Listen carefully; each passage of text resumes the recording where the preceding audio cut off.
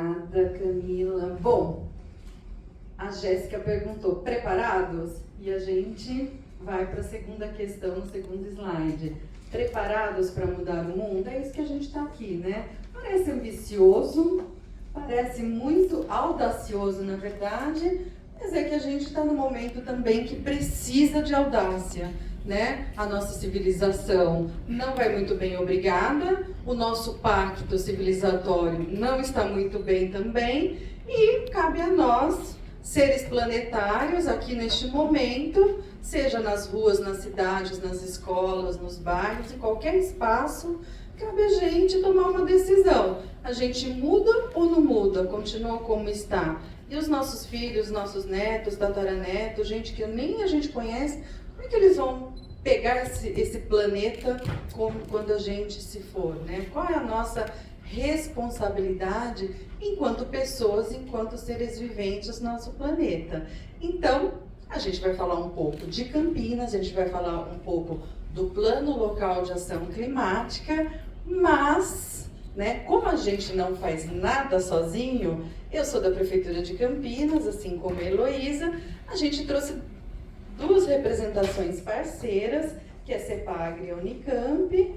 Por quê? Porque o PLAC não foi feito pela Prefeitura de Campinas. O PLAC foi feito pela Prefeitura de Campinas, pelo CEPAGRE, pelo IPT, pela WRI, entre outras organizações que nos apoiaram, nos incentivaram, nos criticaram e colaboraram para esse processo que é necessariamente coletivo. Então vamos lá, pessoal, para a gente começar esse assunto, a gente precisa entender a questão climática. O que é clima? O que é tempo? E nessa parte eu vou passar para os universitários da Unicamp, né? Já vou passar a bola para a Jéssica, para ela contar um pouco para a gente contextualizar, ficar na mesma página o assunto que a gente vai tratar aqui de Campinas. Jéssica, está com você. Obrigada, André.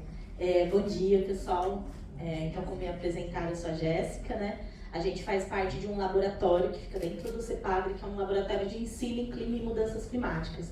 Então, um pouco do que a gente faz é receber escolas, professores, instituições de ensino superior para falar sobre clima e para falar sobre mudanças climáticas. O CEPAGRE é o Centro de Pesquisas Meteorológicas Aplicadas à Agricultura.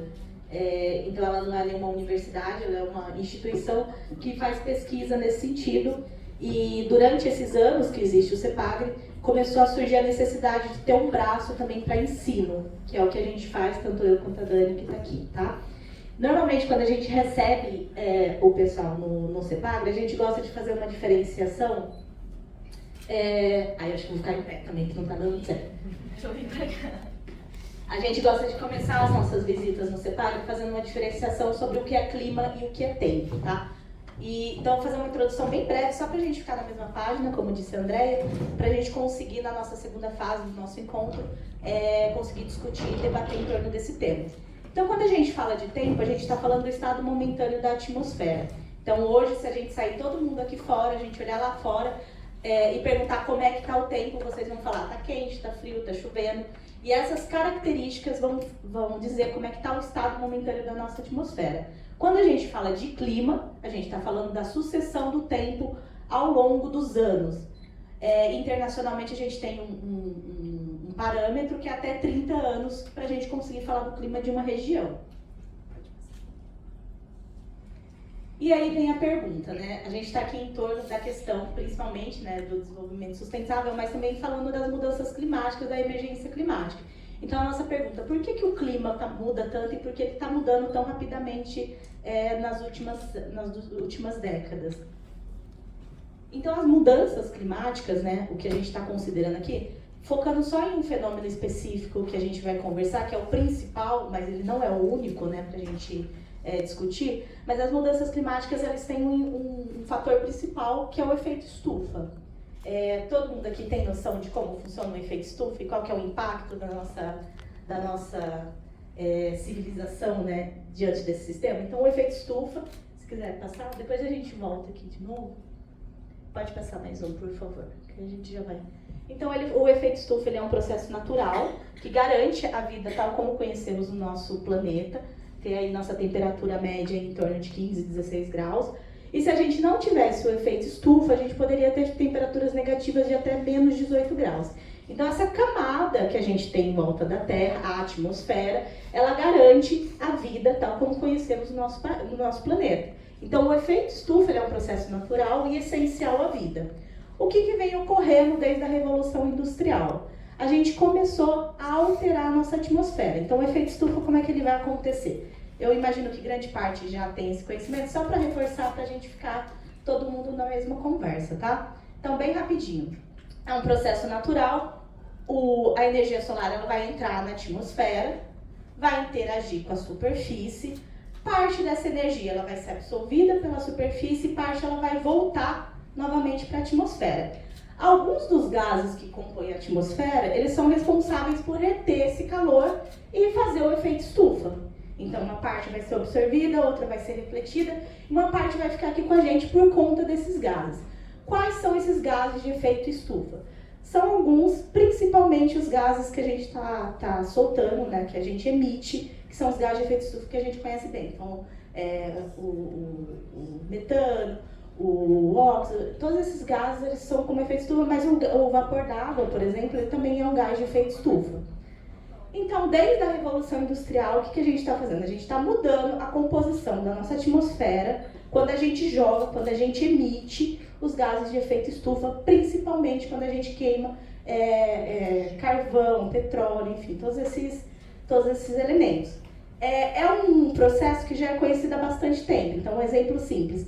Desde 1860, em Bolinhas, tinha um físico, o Arrhenius, que ele fez um experimento. Qual foi o experimento dele? Ele dobrou a quantidade de CO2 na atmosfera em um experimento fechado.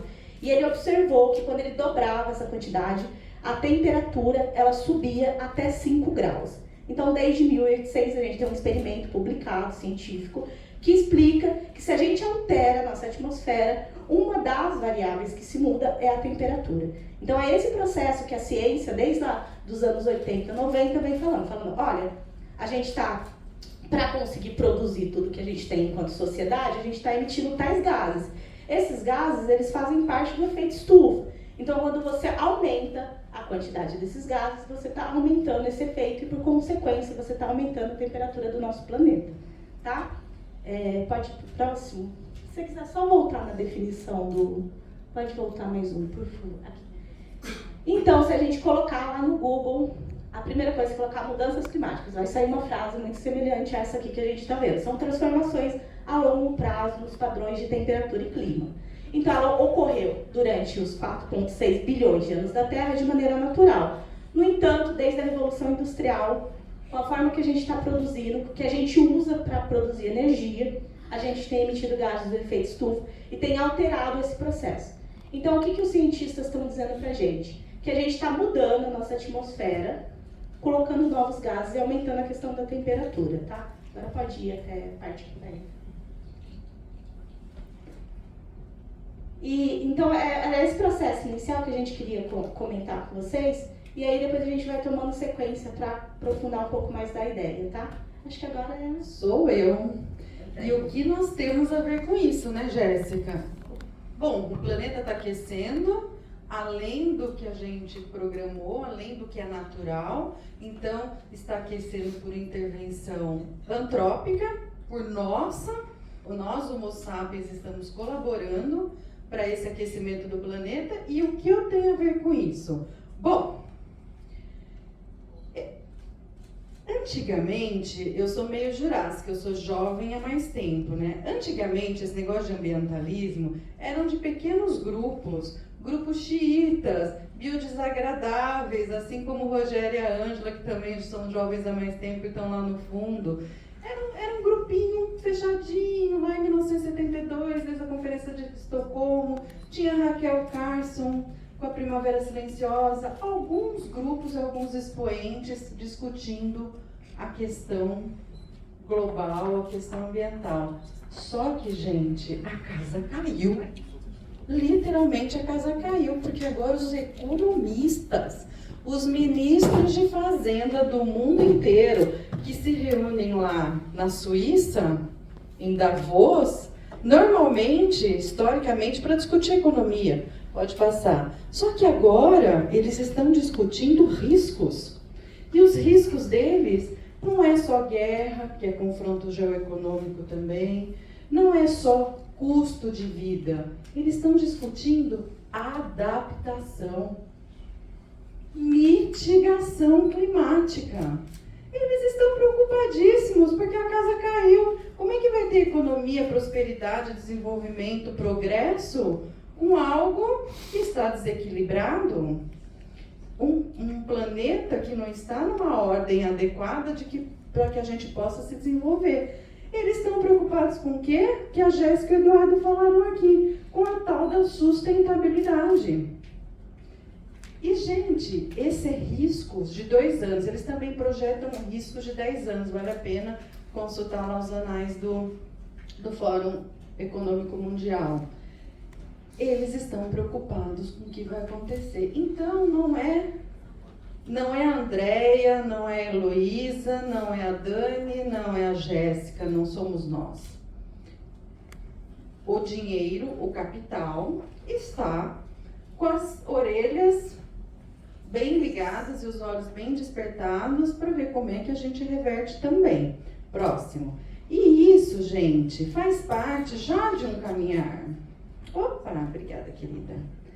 Isso já faz parte de um caminhar. Eu não vou falar de todos os tratados internacionais para vocês desde tudo começou. Isso fica como um referencial teórico. Eu vou destacar o quê?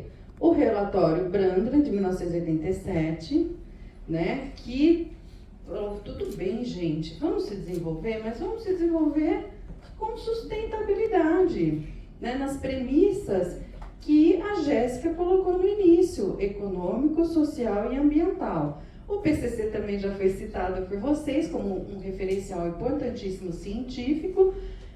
E aí caminharam-se vários tratados, várias convenções, e nós tivemos os Objetivos do Desenvolvimento Sustentável em 2015. Mas antes disso, tiveram os Objetivos do Milênio, que eram 8 objetivos, e que não andou bem, gente.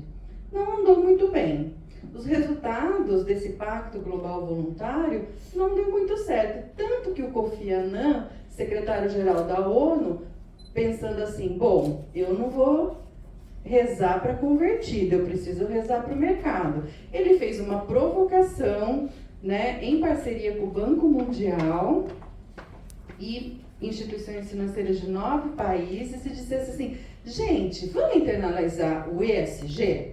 Quem trabalha em empresa privada sabe o que é ESG. O que é o ESG? Nada mais é do que a Agenda 2030 do DS, é uma linguagem econômica para que a iniciativa privada entre nessa onda, entre nessa linha. E nós temos aqui, então, hoje, os ODS, né, criados em 2015, que vão ser projetados até 2030, que até o pessoal da JDS super organizado trouxe aqui pra gente, o 17 ODS, e tá indo bem, gente? Também não tá. Em nível mundial, menos de 20% dos objetivos estão se materializando em termos de políticas públicas de sustentabilidade, de transversalidade, que não é só questão ambiental, é questão econômica, igualdade de gênero, entre outros, né? E aí, pessoal, aperta o botão. A gente precisa ouvir os cientistas, né? Precisamos trazer a ciência para a gente se qualificar, inclusive, no papel importantíssimo que nós temos aqui. Papel de agir, de ativismo, dentro da nossa família, dentro da nossa igreja, dentro do nosso trabalho. Como é que a gente adquire conhecimento suficiente para tomar decisões nossas e coletivas? Então, vou passar aí a palavra para a academia. Então, retomando aqui, como é que a gente fica sabendo desse cenário, quais são as principais previsões que a gente lê, consulta para saber sobre as mudanças climáticas? Então, a gente tem o IPCC, que eu acho que é uma sigla talvez um pouco conhecida de vocês, eles não produzem ciência, tá? O que o IPCC ele é? Ele é um conjunto de cientistas do mundo inteiro, voluntários, que eles pegam toda a ciência que foi...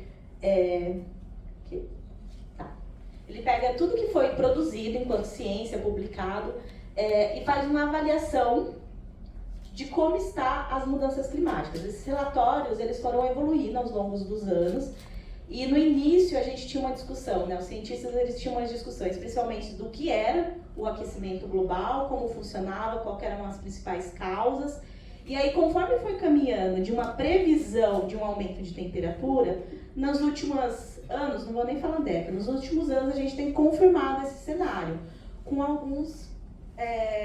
ali pra frente tem uma imagem que eu coloco, com algumas coisas que estão acontecendo. Então, na década de 90, a gente estava discutindo o que é, quais são os fatores, como funciona. E aí, conforme foi evoluindo esses relatórios do IPCC, e a ciência também foi evoluindo, porque já que eles não produzem, eles fazem essa síntese do que é produzido no mundo inteiro, a gente foi chegando a algumas certezas, assim, alguns indícios.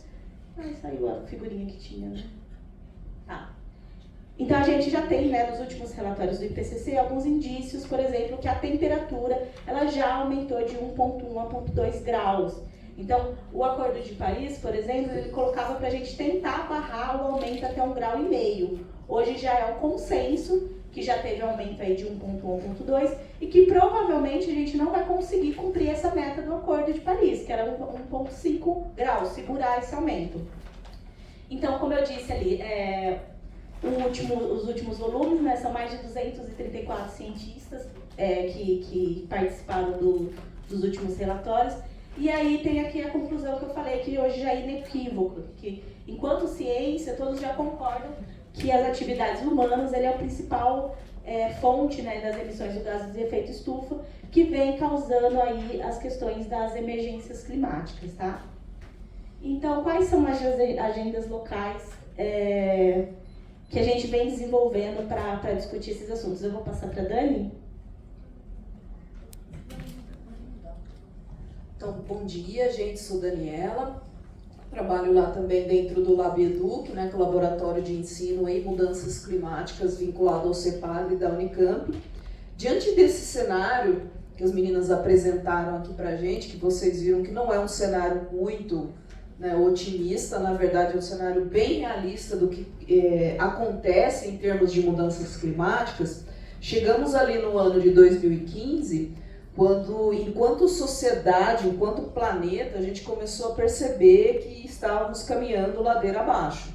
Então, para tentar minimizar, mitigar e tentar buscar ações que pudessem reverberar do que está acontecendo globalmente para aquilo que acontece todos os dias, ali na nossa casa, na nossa porta, cria-se, então, por meio do Acordo de Paris, os ODS, né, que são os Objetivos do Desenvolvimento Sustentável. Eu quero, apesar de ser um quadro bastante comum, né, bastante conhecido de todos nós, eu gostaria que vocês dessem uma olhada atenta a esses objetivos e conseguissem perceber o quanto eles estão vinculados e o quanto eles se intercalam um com o outro. E será que alguém saberia me dizer por que isso acontece? Isso foi proposital? Foi pensado desde o início? Ou não? Aconteceu de que quando eles foram estabelecidos acabou ficando esse caráter, né, de costura entre eles? Alguém? Todos tímidos ainda. Já pode responder. Já posso responder, né? Quando a gente... 5 segundos. 5 segundos. Quando a gente pensa em mudança climática, a gente tem que ter 3 coisas na cabeça. Primeiro, que envolve uma interdisciplinaridade, uma transdisciplinaridade. Eu não consigo falar em mudanças climáticas só sob a perspectiva da geografia, só sob a perspectiva histórica, matemática, biológica, científica. Não, eu não consigo. Isso se dá em função da complexidade dos conceitos que envolvem o processo de mudança climática. Então, se eu não me valer da interdisciplinaridade, da transdisciplinaridade, eu não vou conseguir entender, não é? E por fim, gente, é um assunto, é um problema, é uma situação intergeracional. Então, talvez eu não consiga viver tempo suficiente para os jovens que são jovens há mais tempo, né? Talvez eu não consiga viver o tempo suficiente para ver um efeito mais sensível da mudança climática, que eu acho que não é o caso, porque a gente já está vendo esse ano, né? Várias coisas. Mas a geração que vem depois vai sentir, e vai sentir drasticamente esses efeitos. Então, como o Barack Obama colocou, talvez a gente que está aqui agora sejamos as últimas pessoas que talvez consigamos atuar para evitar que a coisa fique pior do que já está. Então, com base nisso, a ONU propõe, né, os Objetivos do Desenvolvimento Sustentável, pensando nesse vínculo que todos eles têm entre eles.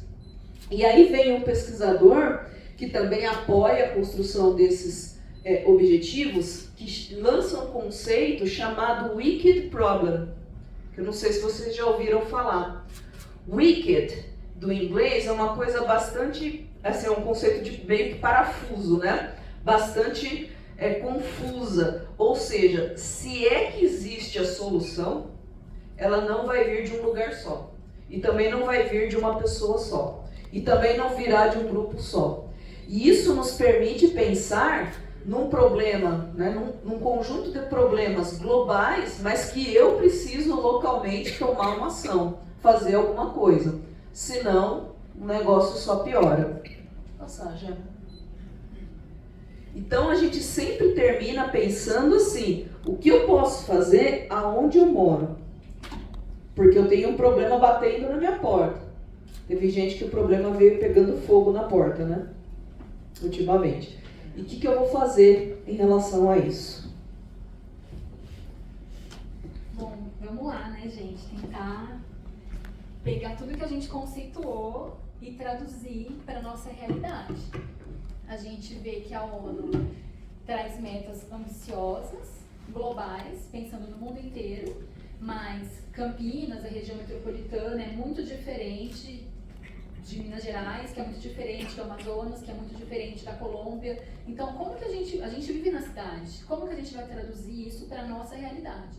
Então, eu vou fazer aqui, vou tentar fazer uma linha do tempo de tudo que a gente tem pensado dentro do setor público, da prefeitura, dentro do que a gente trabalha com as universidades, para que a gente consiga pensar em como vocês vão entrar nesse processo. Porque a ideia aqui é ter um produto, né? No dia de hoje, é que essa carta de intenções que vocês vão fazer e de tudo que vocês vão aprender, vocês consigam participar ativamente e intervir ativamente com a visão de vocês. A gente vai trazer a nossa, o que a gente tem feito, o que a gente tem trabalhado, mas a gente precisa se unir. É como as meninas falaram, a Dani e a Jéssica, não adianta a gente olhar só pela perspectiva da administração pública, o que eu enquanto prefeitura, enquanto Câmara de Vereadores, o que eu posso fazer? Não adianta só a universidade vir, os pesquisadores do PCC ficam loucos de cabelo em pé, falando, meu Deus, precisa fazer isso, isso, isso. A gente não consegue implementar. Então a ideia é que com o que a gente está falando aqui, vocês consigam pensar e refletir em ações práticas e factíveis. A gente trabalha esse tema dentro da prefeitura há mais de 10 anos. Então, lá em 2013, ainda nem tínhamos ODS implementados, a gente já começou a buscar estudar o tema e trabalhar através de metas e indicadores. Eu também, como Andréia, não vou passar toda a linha do tempo, essa apresentação depois vai ficar disponível, mas é só para vocês entenderem que, assim, não é um conceito que se aprende rápido, e dentro da gestão pública, não é um conceito que se aplica rapidamente, porque a gente tem diversas prioridades, a gente tem escassez de recursos humanos, escassez de recursos financeiros, e sempre que um tema novo entra, para que ele se consolide, para que ele se perpetue ao longo das gestões, porque a gente tem também as transições de gestões, é um processo longo. Então, lá em 2013 a gente começou com isso, Campinas assinou o Pacto Global dos Prefeitos, em 2017 a gente fez uma parceria com o ICLEI. E aí, com base nesses estudos, o que a gente entendeu? Que a gente precisa pensar em termos de região metropolitana. Não adianta, não existe fronteira para as mudanças climáticas, para os impactos ambientais, para a perda da fauna. pelas queimadas, não existe. Então, lá em 2019, a gente fez o nosso primeiro inventário de gases do efeito estufa para a região metropolitana de Campinas. E com base nele, a partir dele, que nasce o nosso Plano Local de Ação Climática. Então, o inventário foi uma articulação complexa, regional, com os 20 municípios da região metropolitana. Foi participativo, com técnicos da academia, pessoas da comunidade, técnicos da prefeitura. Foi pioneiro no país. E esse inventário trouxe para a gente um norte. Porque a gente vê que, pensando no Brasil, qual que é o maior problema das mudanças climáticas? O que mais emite gases de efeito estufa no Brasil? Queimadas e desmatamento. Na nossa região não é. O nosso inventário nos trouxe que aqui a gente é uma região conurbada e bastante desenvolvida. Então, qual que é a nossa maior fonte de emissão? Não é o desmatamento, não é a queimada. São as energias estacionárias, as grandes empresas. Em segundo lugar, ficou o serviço de transportes. Depois, resíduos, processos industriais e agricultura ficou em último lugar. Nesse inventário, a gente viu que a nossa cidade, Campinas, dos 20 municípios, nós somos a maior cidade. A gente corresponde a 23% das emissões. Foi um dado que espantou a gente na época, mas ele é fácil de ser explicado. A gente viu que Paulínia se destaca, porque a gente tem aqui o polo petroquímico, né? Temos a Replan, temos a Rodia também, que é uma grande empresa, que fazem a maior parte da emissão da energia estacionária. Já Campinas, será que ele tem um computador? Não. Já Campinas se destaca nos transportes. Por quê? Porque nós temos aqui os aeroportos. 5 minutos para acabar a apresentação? Meu Jesus amado! Fiquei por último, me dei mal. Eu vou acelerar. Por causa do aeroporto. Vou passar rápido. Aqui, então, a gente tem os principais poluentes que são emitidos. E dentro do nosso inventário, a gente fez as nossas metas. Então, a gente tem as metas de redução dos poluentes. A partir disso, a gente passou a elaborar o nosso PLAC, que é o nosso Plano Local de Ação Climática. Ele foi elaborado para o município de Campinas, contou com a participação da sociedade, da academia, da prefeitura, de diversas secretarias, não foi só a Secretaria de Meio Ambiente que escreveu. E a ideia do PLAC é ser um plano de ações, um plano aplicável. A gente não quer que esse documento fique lá na internet ou numa prateleira parado. Não, ele tem que se refletir em políticas públicas efetivas e que sejam implementadas.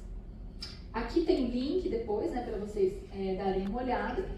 A ideia, então, é o fortalecimento da gente enquanto comunidade. E eu trouxe aqui pra gente um exemplo de uma ação que está acontecendo, que já está tendo frutos e que a gente precisa da participação de vocês. Dentro do PLAC, a gente entendeu que uma das ações muito importantes é retomar a conectividade das florestas. Então a gente tem... Só voltando um pouquinho, esqueci desse detalhe. Para elaborar o PLAC, vocês estudaram a resiliência. Para elaborar o PLAC, a gente precisou estudar quais são os riscos aos quais a nossa cidade está... ela vai ser afetada, né? Então a gente tem um mapa que estuda quais são as áreas principais de inundação, de deslizamento, de alagamento, ondas de calor, estiagem e epidemias. Tem um mapa para cada um desses. Com base nesses riscos aos quais a gente está vulnerável, foram sobrepostos e foi elaborado um mapa de multirrisco. Para elaborar esses dados aqui, a gente usou dados sociais, demográficos e dados de georreferenciamento, além do nosso histórico de casos. Então, a gente tem aqui as áreas mais vulneráveis da cidade. E as nossas ações, elas têm que ser voltadas e focadas para prevenir o risco nessas áreas. Com base, então, no multirrisco e nos estudos do nosso Plano Local de Ação Climática, a gente optou por trazer a nossa ideia da reconexão porque através da preservação da biodiversidade, da recomposição das florestas, a gente vai ter um impacto na mitigação dos problemas climáticos e também de saúde pública, de economia, de tudo. Qual foi a nossa ideia em trazer esse projeto? Esse projeto ele se chama Reconecta ele busca conectar os 20 municípios da região metropolitana. Então, lá atrás, a gente estudou os gases de efeito estufa da região metropolitana. Agora, a gente tem estudado a parte das florestas dos 20 municípios. E a gente criou um mapa comunitário, coletivo, com os municípios, ligando os corredores que hoje estão rompidos. A ideia é refazer, né, essa vegetação e preservar e trazer novamente a biodiversidade. Como que a gente vai fazer isso? Tem duas ferramentas principais. Uma são os corredores ecológicos e a outra são os parques lineares. Os parques lineares são parques dentro da cidade, porque aqui é tudo muito urbanizado, né? Dentro da cidade, onde a gente tem a preservação do meio ambiente e o uso social, a função social da área verde. Então, um parque linear é um espaço na beira, né, geralmente na beira de um córrego, ali de um curso d'água, onde a gente tem um plantio de espécies nativas que vão atrair a fauna, onde a gente tem uma pista de caminhada, uma pista de bicicleta, um parquinho, uma academia da terceira idade, onde a gente tem instrumentos onde a pessoa se sinta pertencente àquele local. A ideia é que a população volte a sentir um pertencimento com a sua região através da recuperação ambiental, trazendo então o pilar ambiental, econômico e social. Aqui, um exemplo de um parque linear que foi implantado recentemente. Esse aqui é o Córrego do Pissarrão. Ele foi feito através de uma compensação ambiental desses prédios que estão sendo construídos em volta. Então, a gente já teve o plantio das espécies nativas que vão atrair a fauna. A gente tem aqui, né, as pistas de caminhada, o espaço para o lazer. E a ideia é que na cidade a gente implemente mais parques lineares. Então, eu vou passar para a Andréia, que vai falar como que vocês vão ajudar, em 1 minuto. 30 segundos, literalmente se vira nos 30. Bom, gente, o PLAC tem mais de 90 ações. Evidentemente que nos 30 minutos nós fizemos recorte de uma ação vinculada a soluções baseadas na natureza, que foi muito discutido nos nossos esquentas. Muito bem, como é que a gente vai agir? Porque Mulher Maravilha e Super-Homem não vai resolver nosso problema. Ou a gente resolve coletivamente e juntos no efeito cardume, senão não vamos ser efetivos. E aí, o pessoal da JDS pediu para nós pensarmos em desafios. Desafios para vocês nos conectarem, né? Para vocês se conectarem conosco e a gente se conectar com vocês, para a gente botar a mão na massa em três itens também. O que nós escolhemos? Educação climática, parques lineares, que a Elô trouxe aqui pra gente, e o terceiro item, cidadania ambiental. O primeiro desafio, pessoal, da educação climática, já tem um eixo no nosso PLAC, que é Educação, Resiliência e Integração Climática. Para quem tem acesso ao PLAC, está lá na página 92 e seguintes. E como é que a gente conscientiza, dialoga, como a gente se comunica, como a gente faz valer, como é que a gente desperta o coração, a mente, o coração das pessoas. Porque hoje nós temos aqui quantas pessoas? Talvez umas 60? Por que a gente não aumenta esse volume, não vai para 1.000, 2.000, 3.000? Como é que a gente estrategicamente age para que esse cardume fique cada vez mais poderoso, cada vez maior? E o segundo desafio, foi até o Gabriel lá da secretaria que falou, pelo amor de Deus, André, estamos em consulta pública, eu preciso da ajuda de todo mundo. O segundo desafio é o seguinte, esses parques lineares, eles estão sendo implementados por várias ordens, ou pela iniciativa privada, ou pelo poder público, com financiamento, sem financiamento, mas neste momento existem vários parques lineares que estão em consulta pública. Nós já temos um pré-projeto, mas nós não queremos implementar os parques lineares sem ouvir a comunidade. Então a gente quer saber o que vocês querem nesse parque linear, o que é importante. Por exemplo, no Parque Linear do Córrego de Paussurama, no Córrego Areia Branca, no Rio das Pedras. Eu moro lá em Barão Geraldo, então eu quero contribuir principalmente aonde eu moro, onde eu passo. Pois não. Parque linear. Parque linear, é uma linha de conectividade. Dentro do programa Reconecta, a ideia é você conectar áreas verdes, fazer pontes, fazer ligações.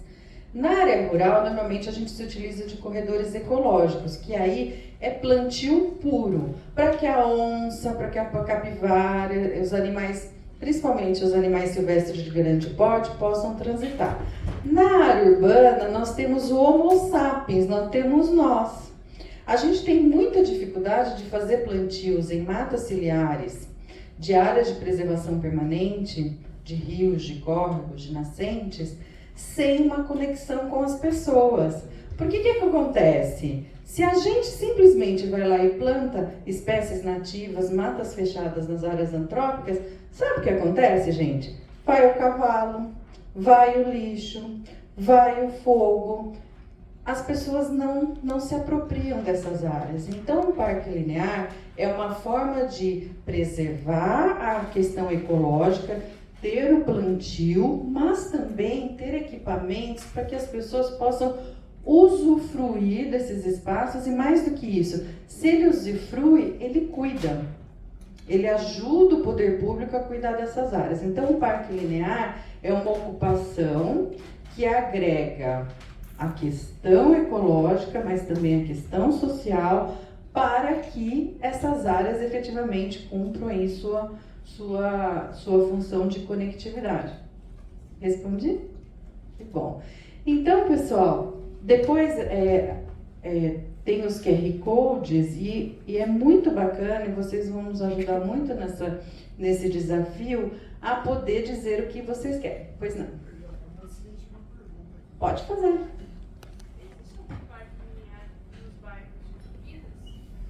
Nos bairros de Campinas, sim. Os parques lineares são nas áreas ocupadas pelas pessoas. Quanto mais urbanizada a área, aí a gente conecta o parque linear. No plano diretor do município de Campinas, nós conseguimos cravar mais de 40 parques lineares. Então, ele já faz parte do planejamento urbano e ambiental das cidades. Então, eles exatamente estão nos bairros. Se tem uma área de preservação permanente, se tem um córrego, um recurso hídrico, um ribeirão, um córrego, um rio, lá é um parque linear. E a ideia nossa é justamente recuperar, e só que com essas duas visões, a visão da ecologia, mas a visão social também. O rio do meu bairro está bastante poluído, eu não sabia se dava para ajudar ele. Qual é o rio do seu bairro, por favor? Eu não sei o nome do rio do meu bairro, mas ele está lá pro Caraí. É o Gleba B e Caraí. Região do Parque Uziel, Gleba B. Parque Uziel, aí a bacia do Inhumas, né? Tem, tá planejado sim, tá como alta prioridade.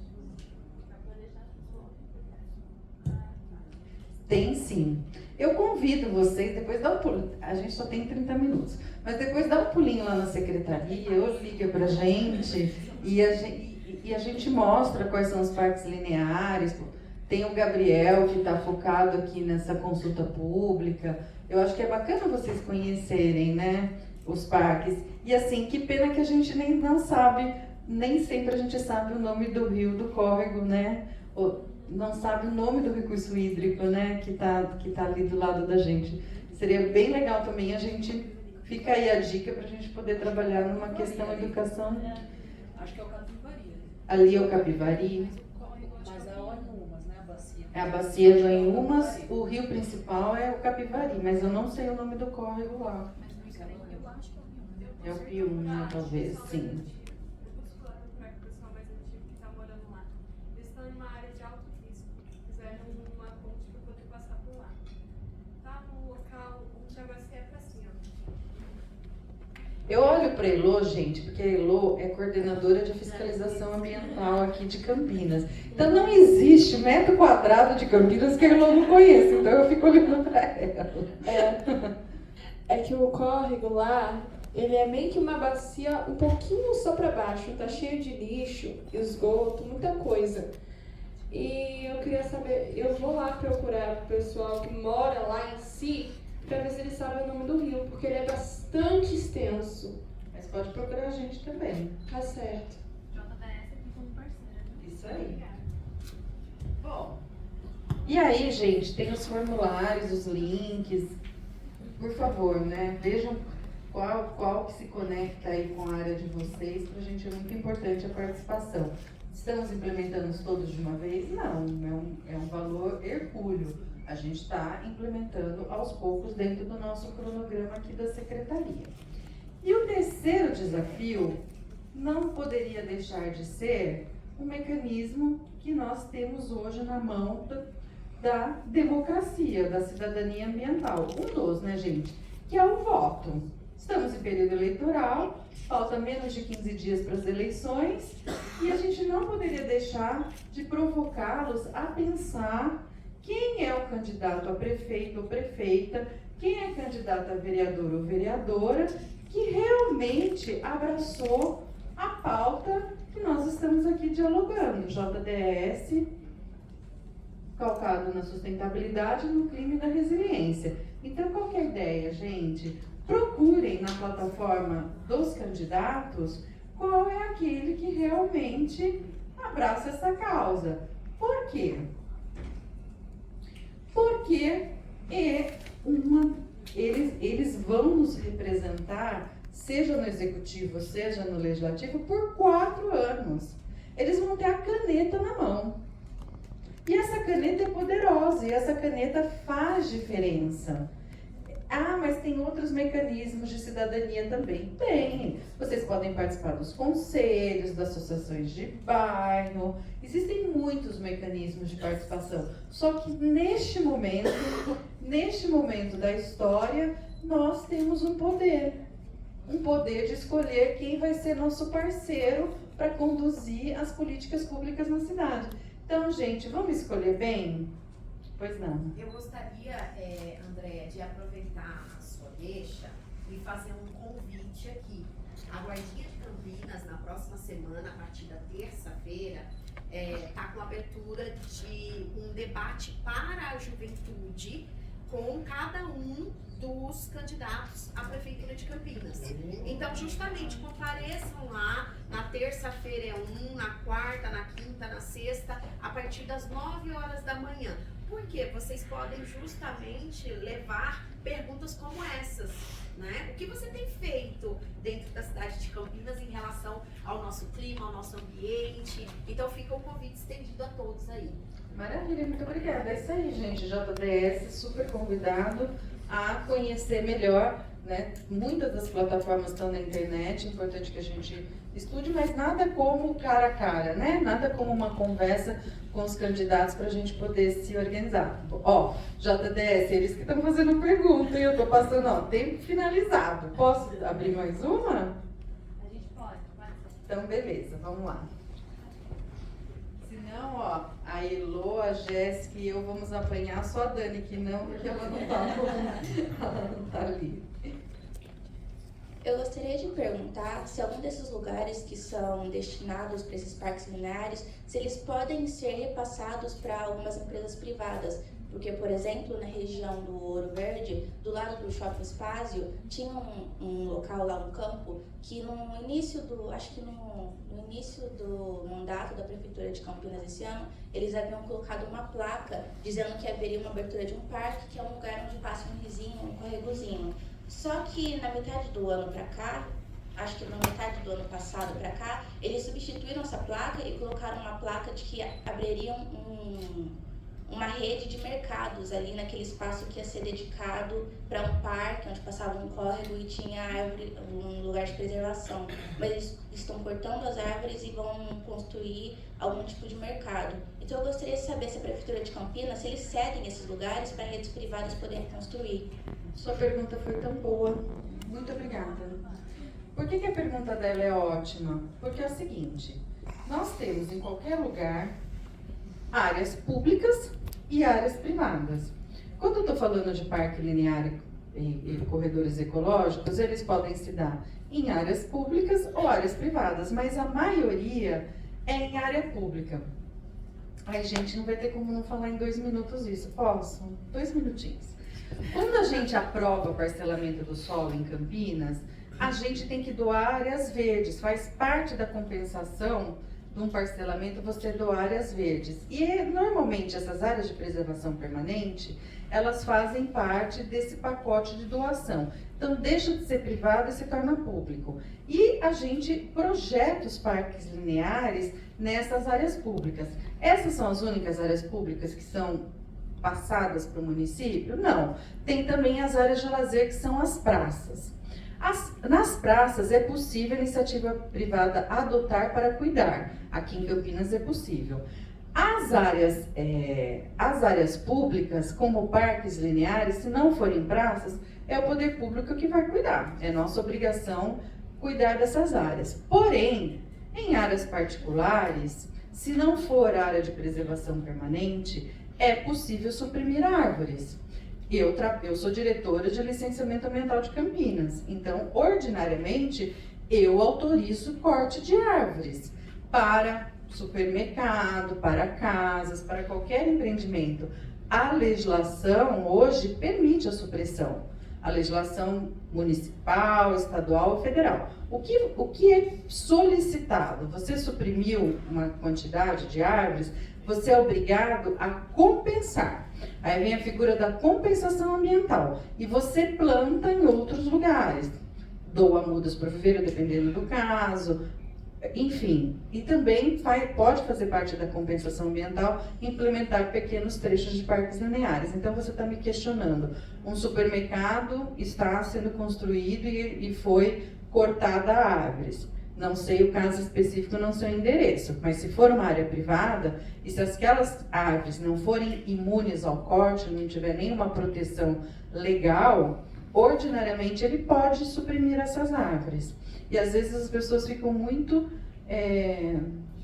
chateadas, porque às vezes foi você que foi lá e plantou seu pé de amora, a dona Maria plantou seu pé de manga, numa área privada. Então fica a dica, é muito legal você ter falado isso, quando vocês forem pensar em plantar, ou planta no seu quintal, ou checa se aquela área é pública, né? Porque aí você tem condições de pelo menos aquela árvore ter uma perenidade maior, porque senão ela tá num terreno privado e em tese, né, salvo exceções, em tese é possível sim suprimir indivíduos arbóreos e até vegetação, hoje seja de Mata Atlântica ou seja de Cerrado, porque os dois biomas de Campinas é Mata Atlântica e Cerrado. Então, legalmente isso é possível, mas muito obrigada pela sua pergunta e desculpa os 2 minutos aí da resposta. Eu já vou encerrar, se vocês me permitirem, agradecendo as minhas queridas colegas, né, e amigas e companheiras de trabalho, por elas terem também dividido o tempo delas e estar aqui com a gente nessa manhã para a gente construir junto. Muito obrigada. Passo o microfone para a Camila. Obrigada, Andréia. Obrigada, Jéssica, Daniela, Heloísa, todo mundo que compôs essa mesa. Eu acho que a pergunta da nossa colega lá atrás era mais no sentido de era para ser um parque e de repente virou a construção de um supermercado. Era isso, né? De repente o parque estava em área privada, como a Andréia colocou, mas talvez tinha que olhar um pouco mais no detalhe. Qual o bairro? Seu bairro? Chama Ouro Verde. Ouro Verde, tá certo. Já deixa anotado aqui, já deixa na mesa. Provavelmente, né?